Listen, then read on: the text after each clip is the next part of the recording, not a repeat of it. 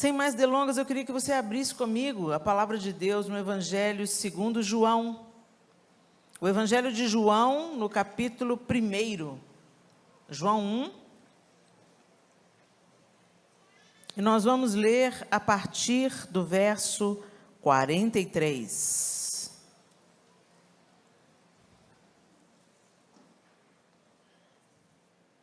Eu vou usar a linguagem NVI, então se ficar diferente um pouquinho da sua aí, é a mesma palavra, só fica ligadinho. João 1, 43, a palavra de Deus diz assim: No dia seguinte, Jesus decidiu partir para a Galileia. Quando encontrou Filipe, disse-lhe: siga-me. Filipe, como André e Pedro, era da cidade de Betsaida. Filipe encontrou Natanael e lhe disse: achamos aquele sobre quem Moisés escreveu na lei, e a respeito de quem os profetas também escreveram, Jesus de Nazaré, filho de José. Perguntou Natanael: Nazaré? Pode vir alguma coisa boa de lá? Disse Filipe: venha e veja. Ao ver Natanael se aproximando, disse Jesus: aí está um verdadeiro israelita, em quem não há falsidade. Perguntou Natanael: de onde me conheces? Jesus respondeu: eu o vi quando você ainda estava debaixo da figueira, antes de Filipe o chamar. Então Natanael declarou: mestre, tu és o Filho de Deus, tu és o Rei de Israel. Jesus disse: você crê porque eu disse que o vi debaixo da figueira? Você verá coisas maiores do que essa. Vamos até aí. Esse texto já é tão conhecido, a gente já ouviu, e às vezes a gente até pode usar esse texto contextualizando no nosso dia a dia. Pode vir alguma coisa boa de Belo Horizonte? Às vezes a gente usa esse texto para ilustrar, fazer alguma gracinha, mas Natanael aqui, ele estava sendo bem preconceituoso, na verdade. Pode vir alguma coisa boa de Nazaré? E por que ele fez essa pergunta, né? Nazaré, gente, Nazaré era realmente uma cidade pequena, onde Jesus viveu sua infância e a sua adolescência. E segundo, embora ele tenha nascido em Belém, né? Nascer em Belém foi meio que um acidente, vocês lembram? Ele foi para o recenseamento, e por um acidente ele nasceu lá, mas ele passou a infância e a adolescência em Nazaré. E foi em Nazaré que aconteceu aquela rejeição de Jesus, quando ele leu as Escrituras na sinagoga, e etc. Né? E segundo alguns historiadores, Nazaré tinha cerca de 1 quilômetro.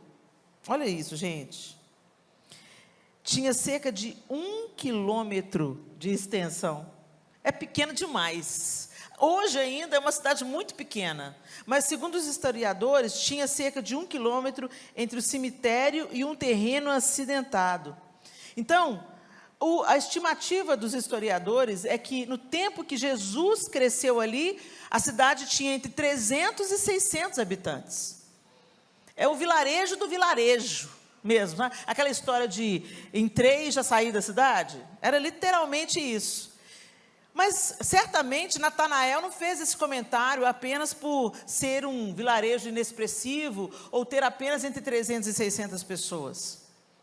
Ele fez porque os habitantes de Nazaré casavam-se com mulheres estrangeiras. Então, era tido como o povo que se mistura. Mas é tão interessante, porque o próprio Natanael, ele vivia no meio da Galileia, no meio dos galileus, gente. E essa nomenclatura, a gente canta hoje com olha, Galileu, Jesus. Mas quando se falava sobre o Galileu, era alguma coisa de segunda categoria, era alguma coisa marginalizada. Então, quando o pessoal de Jerusalém chamava alguém da Galileia, de Galileu, estava deixando muito claro, a gentalha, aquele povo misturado, aquele povo imundo lá da Galileia, aquele povo meia boca da Galileia. É um galileu. Só que Natanael vivia no meio da galera da Galileia. Ele vivia lá. É o sujo falando mal lavado, literalmente. Então, quando ele vira para Filipe e fala assim, de onde? Como é que é? Nazaré? Pode vir alguma coisa boa de Nazaré? Ele revela uma coisa interessante aqui para a gente, que pode ensinar muito para a gente.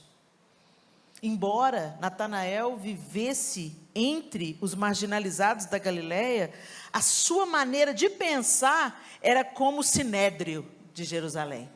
Da mesma maneira que o Sinédrio em Jerusalém falava, o Galileu, da mesma maneira, Natanael falou, Nazareno.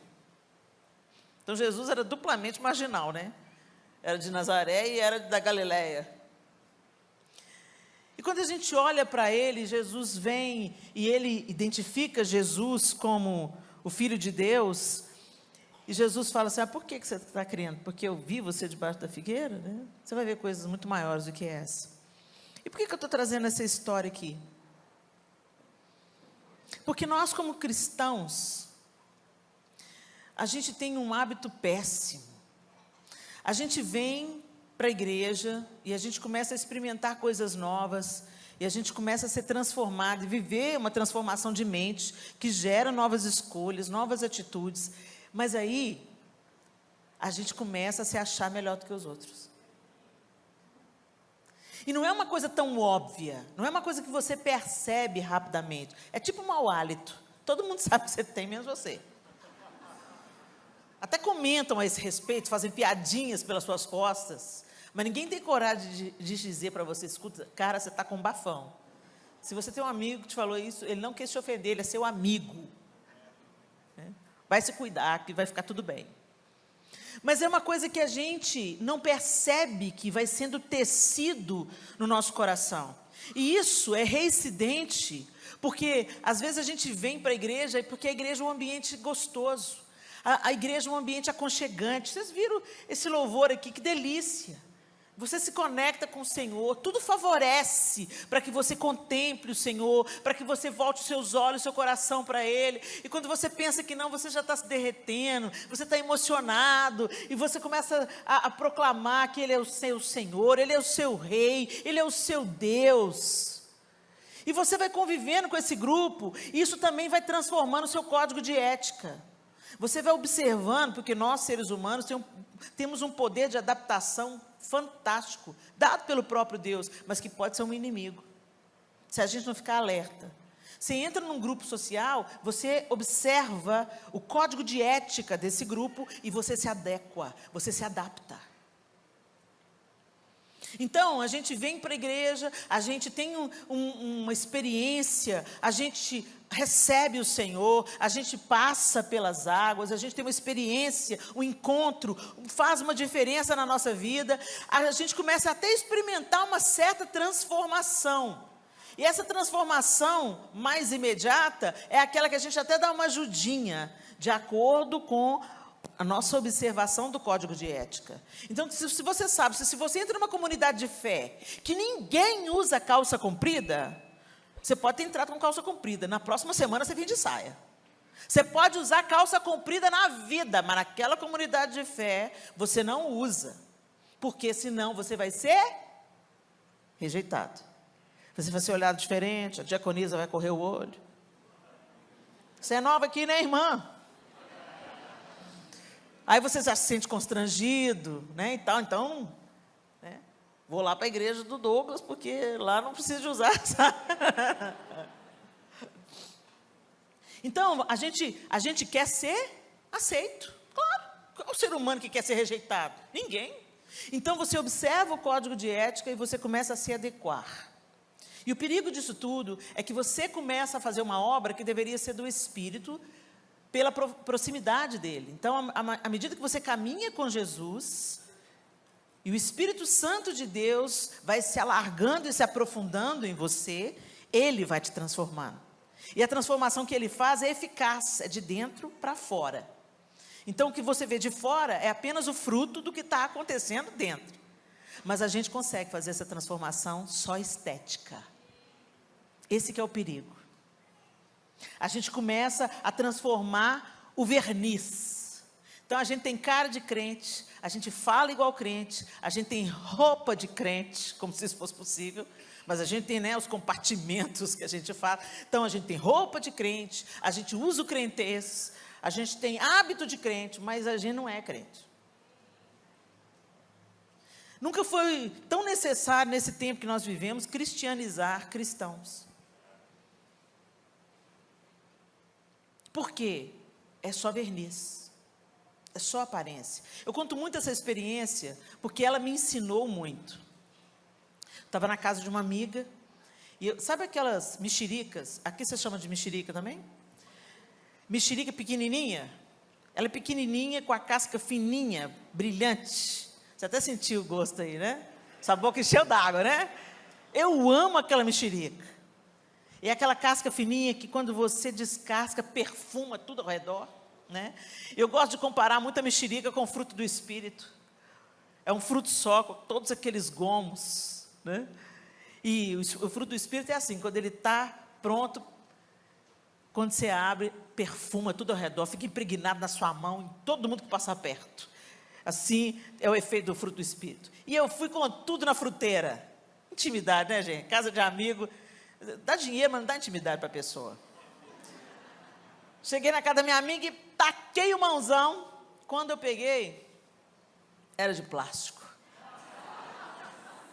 Quem nunca? Peguei a mexerica, gente, eu estava até salivando.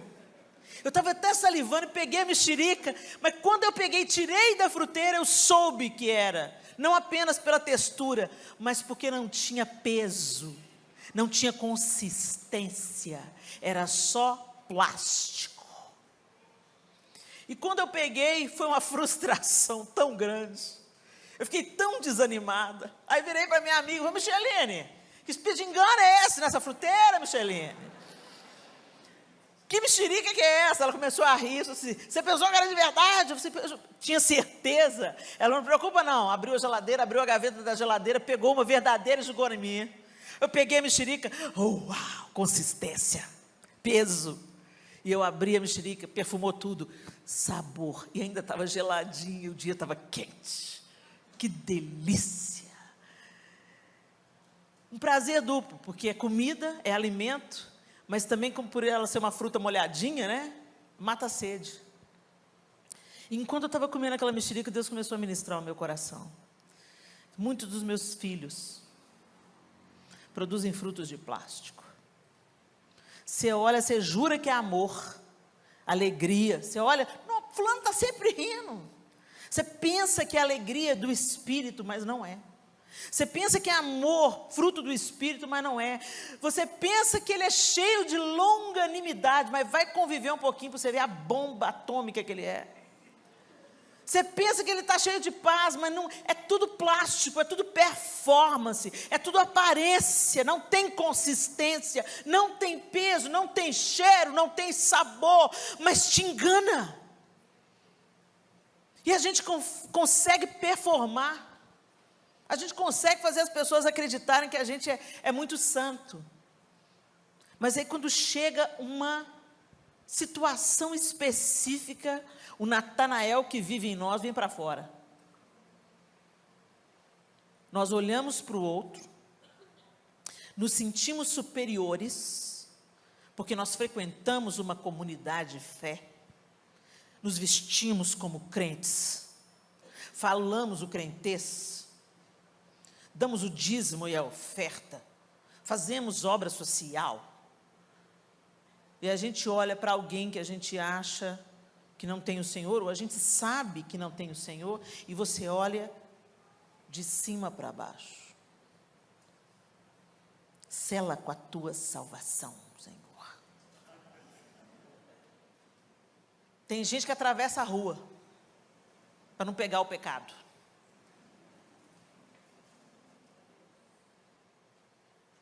Misericórdia. Eu vi o testemunho de um pastor que foi convidado para pregar, e ele podia ir do hotel até a igreja a pé, e ele falou que o pastor, não precisa me pegar não, eu vou caminhando até lá. E no caminho, ele passou perto de uma cracolândia. Nossas cidades, principalmente os grandes centros, estão cheios desse ambiente onde as pessoas vão para deliberadamente se autodestruir. E a droga é o seguinte, a galera, o corpo entende que precisa da droga igual precisa de comida e água para sobreviver. Então eles fazem os maiores absurdos, coisas que eu tenho certeza, eles nunca pensaram que seriam capazes de praticar, porque o corpo está pedindo, como pede comida e água. O cérebro entende que precisa daquilo para viver. E ele passou em frente desse cenário de guerra. Quem já viu uma Cracolândia sabe que parece uma cena de guerra. E aí a pessoa passa, esse pregador passou, olhou para aquele povo, ficou comovido com aquela situação e falou assim: ô Senhor, tem misericórdia desse povo. E seguiu em frente. E à medida que ele foi se aproximando da igreja, o Senhor falou com ele assim: a minha misericórdia é você.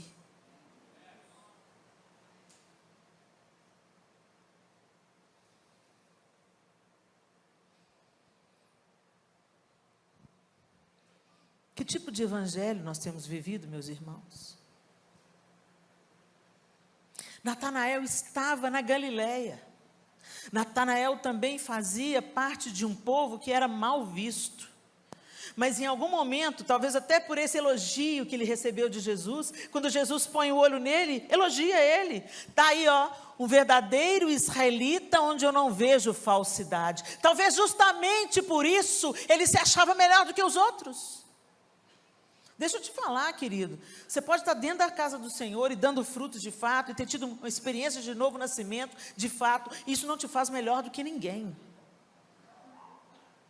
Porque é pela graça que nós recebemos salvação. Não é nosso mérito, é a misericórdia e graça de Deus que nos revelou, que nos desatou, que tirou as escamas dos nossos olhos para que a gente visse, ouvisse, percebesse e cresce. Nós fomos convencidos pela obra do Espírito para nos tornarmos instrumentos de convencimento na vida de outros. Plantadores de sementes para que o Espírito Santo tenha um material ativo para fazer florescer. Essa é a nossa vida. Eu não sou melhor do que ninguém, porque eu entendi a graça de Deus antes. Eu não sou melhor do que ninguém, porque eu me visto de uma maneira mais recatada ou adequada para o meu corpo não ser cobiçado.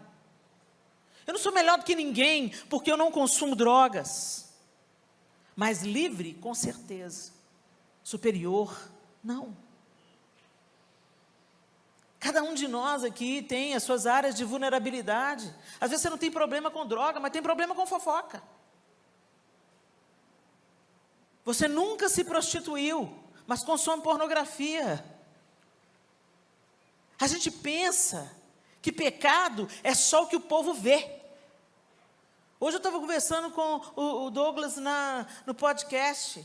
A inveja, por exemplo, é um pecado que teve um tempo na minha vida que eu tive que lutar ferozmente contra ela. E ainda hoje eu preciso resistir a ela para que ela não volte a ocupar lugar no meu coração. É uma área de vulnerabilidade. Mas eu sei onde que a inveja leva a gente. Ela paralisa a vida, ela não deixa a gente frutificar, nem florescer. A insatisfação cresce e é pecado contra Deus. É obra da carne.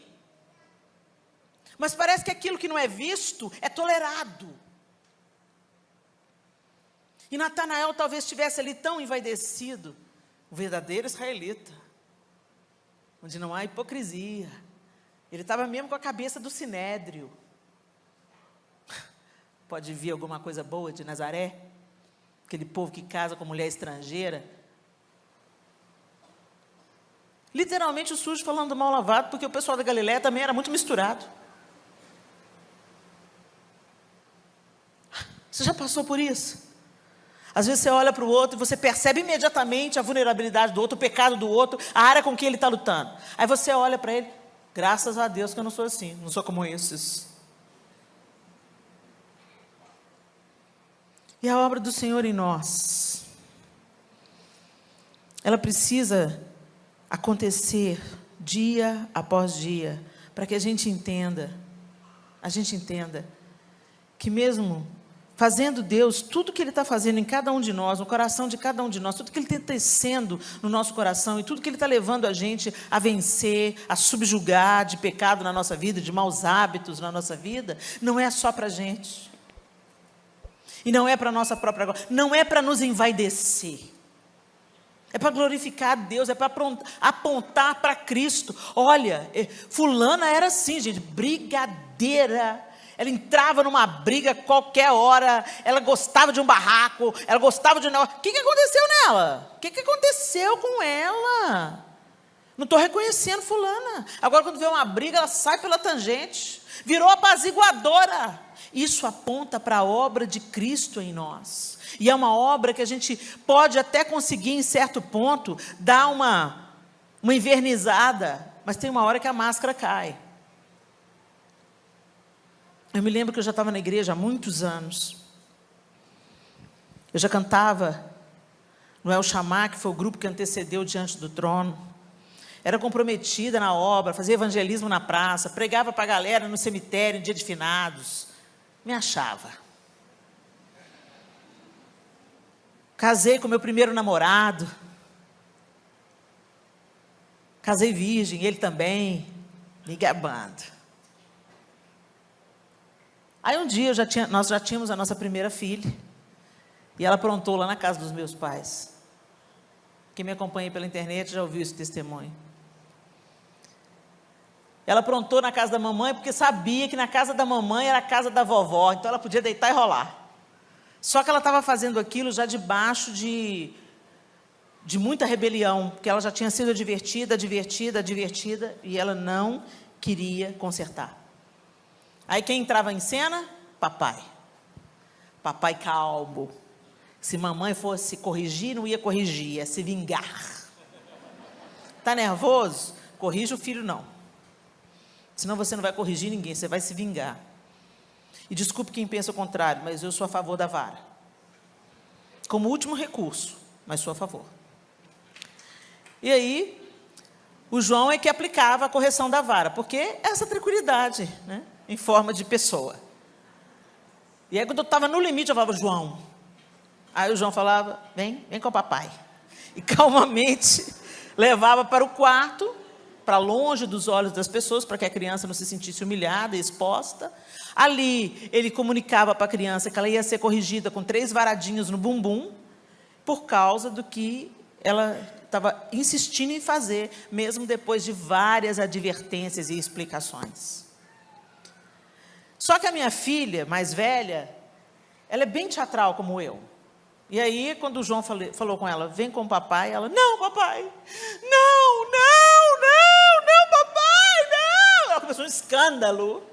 E o João não se abalou. Vem, Clarinha, vem com o papai. E foi levando, e ela, não, papai, não faça isso comigo, papai. Uma cena. Para a gente, isso já era normal. Todas as vezes que isso acontecia, ela reagia dessa forma, tentando dissuadir o pai de dar as varadas. E aí ela fez o mesmo drama, só que meu pai não viu essa parte. Quando meu pai chegou em casa, era um domingo, a gente tem almoço de domingo, papai saiu, foi na padaria, comprou um refri. Aí quando ele estava voltando, o João já estava dentro do quarto, sentado na cama, esperando a Clara dar o desfecho da peça. E ela deitava no chão, ela rolava, ela fazia de tudo. Depois que ele deixava ela se expressar bastante, ele falava, terminou, filha? E aí ele chamava, vem cá, deita aqui no papai, já pegava a vara, né, deitava ela aqui, você sabe porque você vai ser corrigida. E aí ela tinha que falar porque ela ia ser corrigida. Porque eu desobedeci, porque eu insisti em desobedecer. Isso, então, papai vai te dar 3 varadas, tá bom? Uma só, papai. 3, Clarinha, 3. Ela tentava negociar até o último momento. E está nessa parte, o João esperando, a Clarinha, não, pelo amor de Deus, papai. E o meu pai chega. Quando meu pai chega e escuta aquele chororô, ele, o que é isso? O que é isso? Nada, pai, está tudo bem, o João só foi corrigir a Clarinha. Não, aqui em casa não. Aqui em casa não vai corrigir a Clarinha, porque vocês corrigem lá na casa dela. Na casa de vocês, aqui não. Pai, ela precisa ser corrigida aqui, porque ela está pensando que aqui é terra de ninguém, e que ela pode fazer o que ela quer, então ela tem que ser corrigida aqui, para ela entender que aqui também, ela precisa obedecer. Não. João, quando ela ouviu meu pai chamando o João, papai,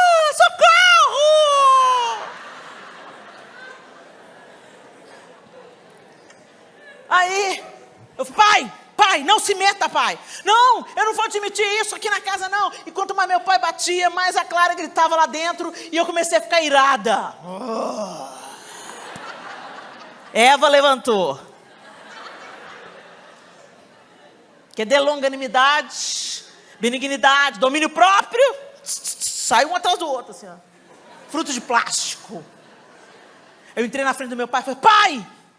Aí o João abriu a porta com o olho. O que está acontecendo? Pai, você não se meta, pai. Comecei a desrespeitar o meu pai. Não se meta, ela é minha filha, o senhor não se mete, o pai dela está corrigindo ela, o senhor não vai... Aí abre o João, escandalizado comigo, gritando com meu pai, e a Clarinha aqui.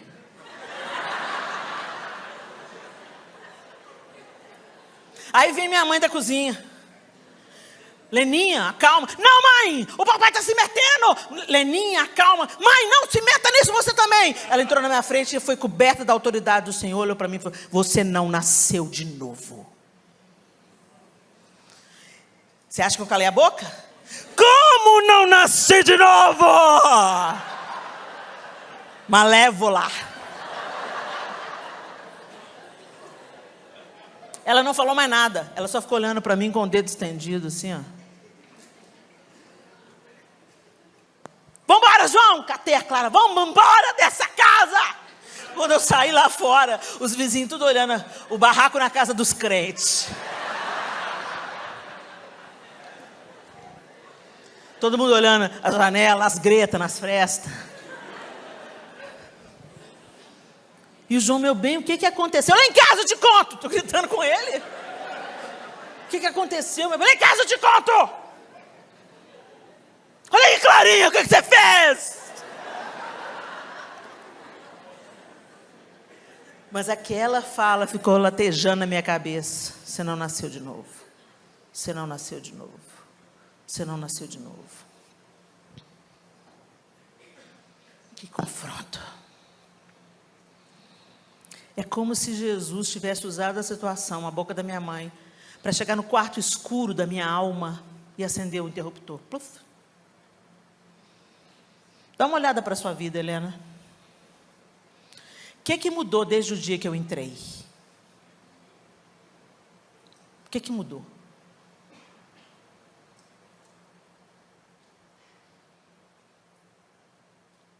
Dentro estava do mesmo jeito. Sabe quando você pega aquele quartinho da bagunça e tira a caixa daqui e põe a caixa aqui? É isso que a religião faz. Tem coisa que é para jogar fora. Ou é para construir um armário, para compartimentar as coisas. Outras são para doar. Outras não servem nem para doar, tem que ir para o lixo. Mas a gente passa, sabe, uma caixa para cá, outra para ali, põe uma caixa nova e a gente pensa que está resolvendo a questão e não está. E quando te sacode, se sacudir esse copo, não tem jeito de cair Coca-Cola, porque ele está cheio de água. Se eu sacudir esse copo, vai cair água, porque é do que ele está cheio. E nós, na hora da crise, nós derramamos, quando a vida nos sacode, aquilo do que a gente está cheio. E naquela hora eu não estava cheia de Deus, eu não estava cheia do Espírito, eu estava cheia de ira, eu estava cheia da carne, eu estava cheia de impaciência, eu estava cheia de manipulação, eu não queria que meu pai me mandasse, eu estava cheia de rebelião, e eu fiquei cega. Mas o meu verdadeiro eu apareceu. E foi horrível. É uma coisa de que eu me envergonho. Mas eu preciso te dizer que foi a luz que acendeu. E eu vi que até ali eu tinha feito a transformação. Eu tinha mudado o comprimento da saia. Eu tinha subido o decote. Eu tinha mudado o meu vocabulário. Eu não falava mais palavrão. Eu não assistia mais novela. Mas eu estava cheia de mim mesma. Os meus frutos eram de plástico. E eu me achava melhor do que todo mundo, igual Natanael. Por quê? Quando eu vi uma mulher com a saia curta, eu falava assim, nossa, misericórdia, a pericrente. Eu sempre tinha um comentário maldoso para fazer a respeito de alguém. Eu sempre olhava, e mesmo quando eu não comentava, eu pensava, esse aí, se não mudar de vida, vai para o inferno de cabeça para baixo.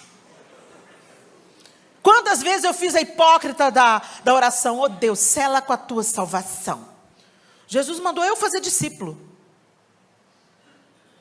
E fazer discípulo envolve viver uma vida diante de Deus e andar junto com o outro que você quer ser um canal para que o Espírito Santo convença e trabalhe na vida dele. Nem discípulo a gente quer fazer mais, gente. A gente quer dar folheto para pagar a nossa obrigação de evangelizar alguém. Jesus te ama, tchau. Aceita se quiser.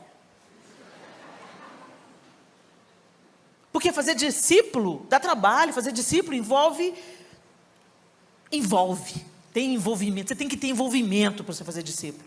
Você tem que caminhar junto para você fazer discípulo.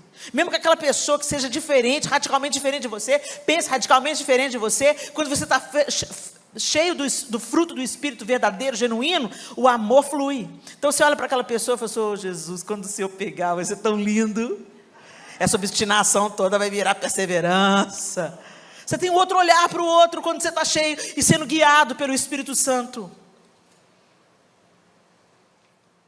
O negócio, gente, é que a gente se gaba das nossas conquistas e da aparência de espiritualidade, enquanto dentro não tem consistência. Não tem harmonia no que está dentro e no que está fora. E a gente começa a achar que é melhor do que os outros. A gente começa a fazer como Natanael. Como amém. Qual que era o problema do Sinédrio em Jerusalém? Eles eram especialistas da religião. E eles não perceberam o Messias de Deus. Um palmo diante do nariz deles, eles não viam. E esse que é o problema da religião, ela nos cega.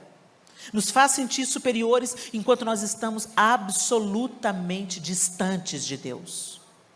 E aí que entra aquela passagem que fala, naquele dia, muitos me dirão, Senhor, Senhor, em teu nome profetizamos. Gente, essa palavra é para crente e crente pentecostal. Profetizamos, expelimos demônio, curamos enfermo. É para nós que cremos no dom do Espírito para hoje. E vão ouvir, fica longe de mim, eu não te conheço. Eu não te conheço. Apartai-vos de mim, malditos. Algumas traduções são bem. Eu não te conheço. Mas como não me conhece, Jesus? Eu sou da igreja, eu sou de Jesus Copa, eu sou da Lagoinha. Como não me conhece, Jesus? Cantei no Diante do Trono. Jesus, como você não me conhece? Preguei o evangelho no Brasil inteiro. Jesus, como que você não me conhece? Não é o que a gente faz daqui para fora, gente. É o que está por trás do nosso coração, o que nos move. O que Deus está fazendo dentro da gente. Porque se Deus está trabalhando dentro da gente, nós vamos passar a olhar o outro como Ele olha. A gente vai passar a tratar o outro independente de quem seja esse outro. A gente tem que parar, sabe, com essas relações utilitaristas. Jesus andava com a galera do crime, galera do mal.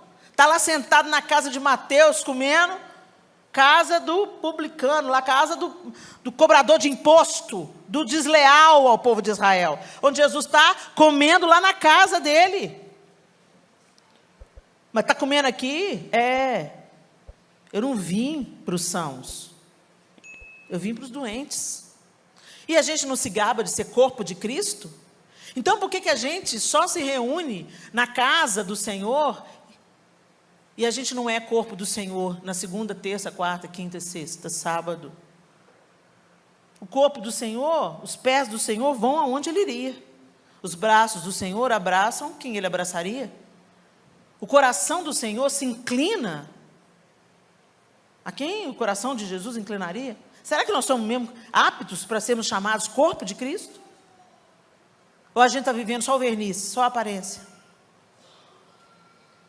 Às vezes as pessoas olham para você e falam assim, nossa, mas você melhorou tanto. E você já fica se sentindo a última Coca-Cola do deserto.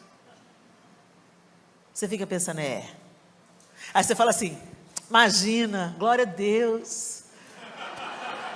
Mas dentro de mim, dentro de você está assim, você está melhorando, falando, a coisa está boa, está mais espiritual. Gente, o velho homem não morre na água do batismo. Todo dia a gente tem que lutar contra ele. O miserável é persistente. Então isso significa que o nosso estado de saúde é um estado de dependência, totalmente dependência do Senhor. totalmente entregues, totalmente rendidos, entendendo que nós precisamos da porção de cada dia. Nós precisamos de um pouco do Senhor a cada dia. Mas a gente está correndo a semana toda com a porção de domingo. Isso vai nos levar a falar: misericórdia, Senhor, misericórdia. Enquanto nós poderíamos ser misericórdia. Eu trabalho com a pastora Cimeia Meldrum. Ela é uma pastora de Recife, uma senhora com um testemunho lindo, uma vida devotada ao Senhor e à sua obra.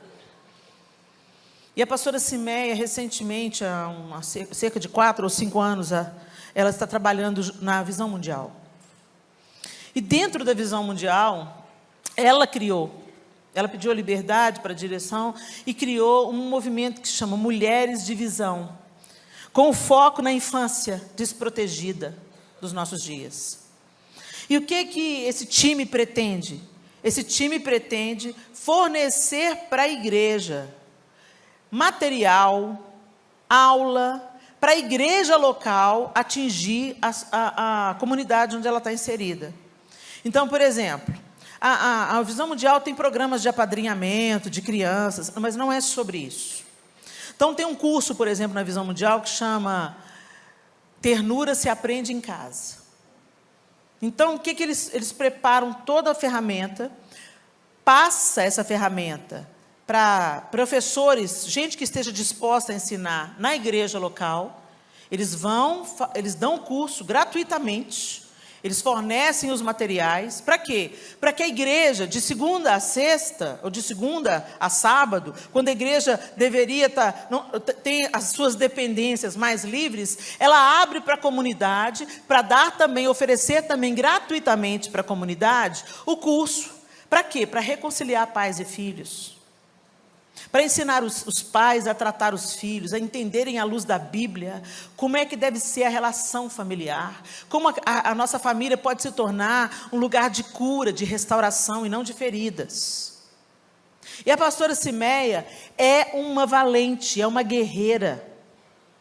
E ela não só fala, ela tem uma vida que mostra quem ela é em Cristo. E aí, recentemente, ela falou: Helena, vamos marcar uma reunião. Uma vez por ano a gente faz um encontro de mulheres de visão, para a gente chamar a parceria da igreja.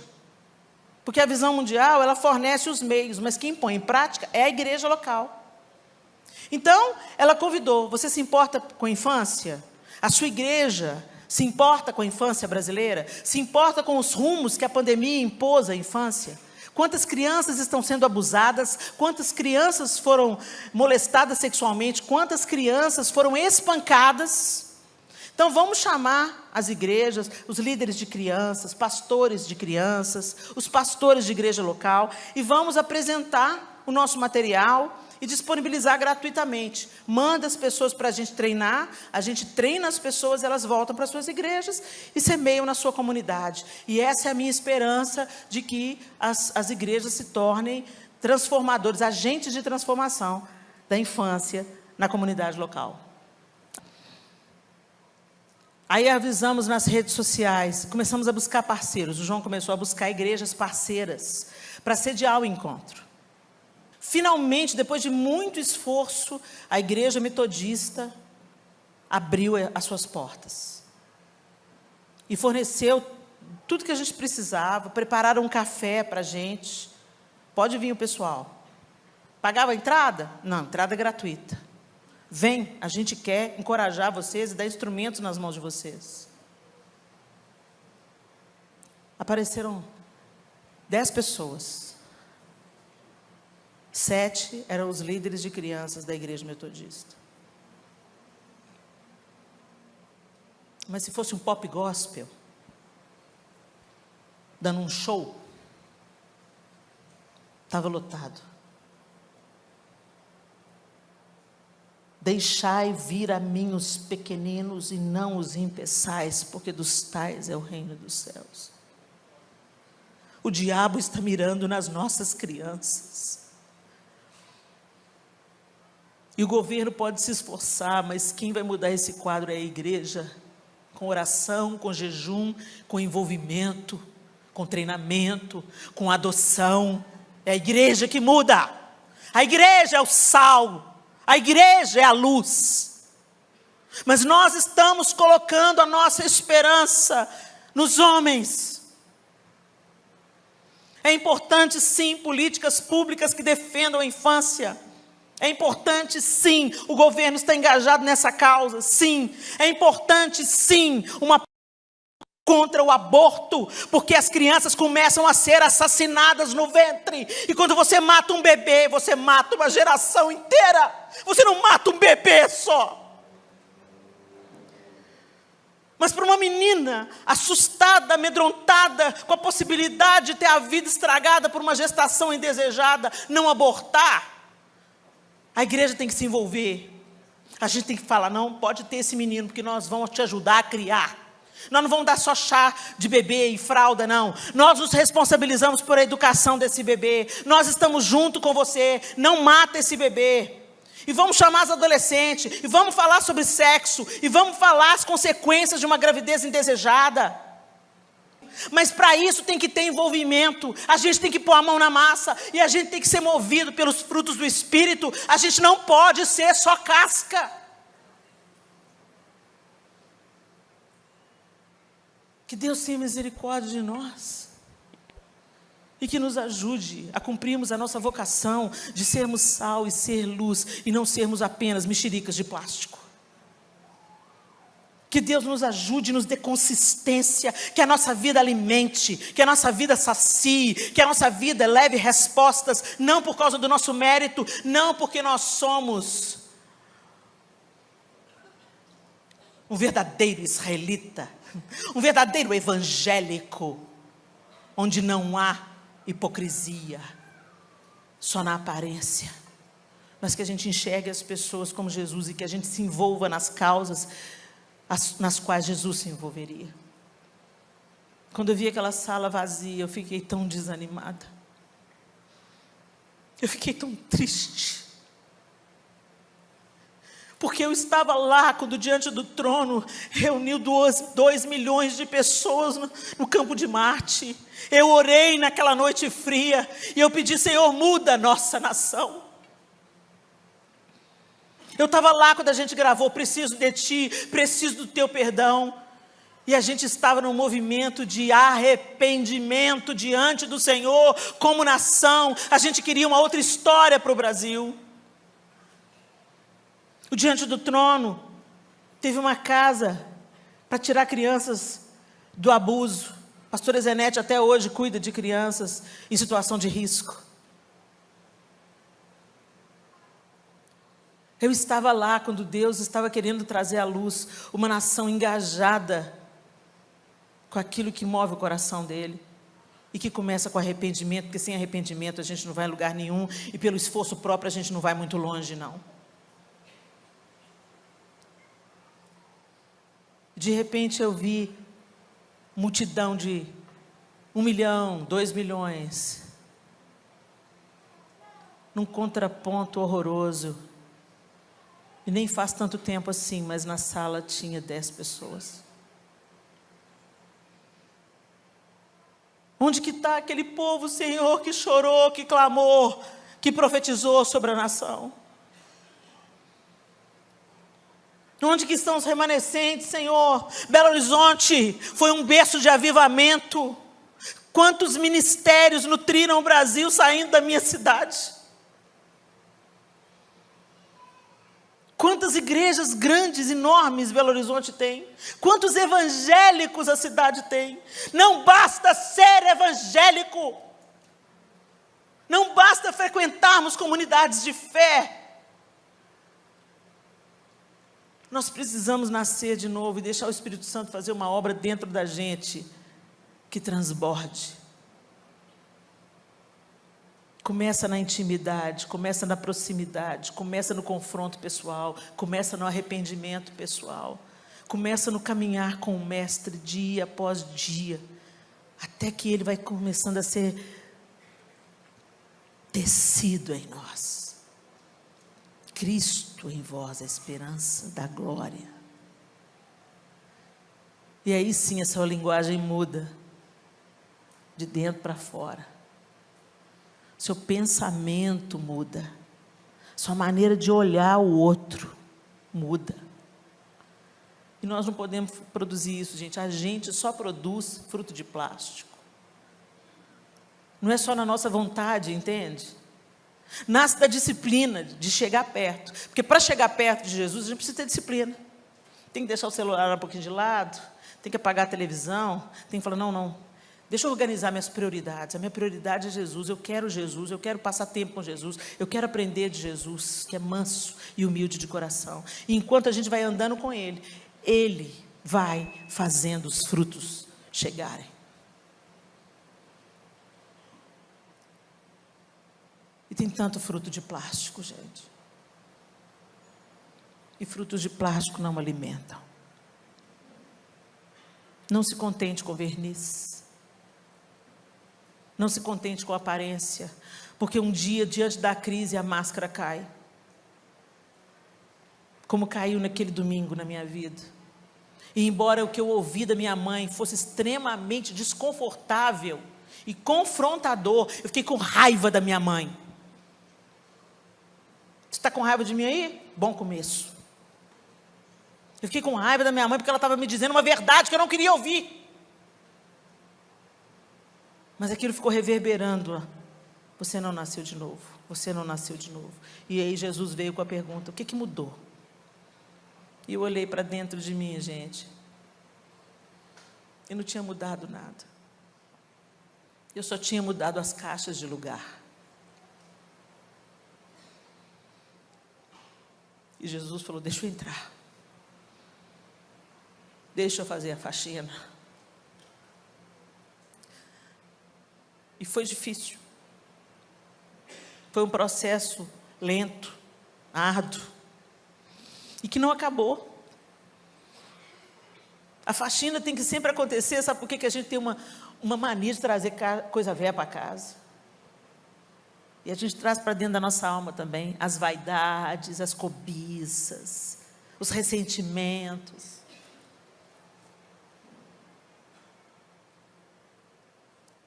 A gente é assim, humano, vulnerável, cheio de impossibilidades, mas a gente tem o péssimo hábito de pensar que a gente é melhor do que os outros porque a gente é crente. E a gente não é. Melhor é o Senhor. Ele é o melhor. E à medida que andamos com Ele, a gente vai melhorando. Mas você pode ter melhorado o tanto que for. O dia que você deixar de ser dependente do Senhor, você volta a estaca zero. Tem que começar tudo de novo.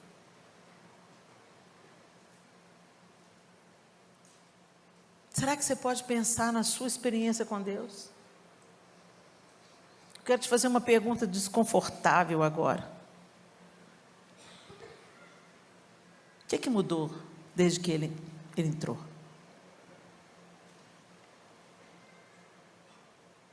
O que mudou de dentro? Mais específico, o que mudou na sua reação? Porque a ação a gente consegue planejar. A ação a gente planeja, a gente se organiza, a gente fala, não, vou fazer uma coisa legal.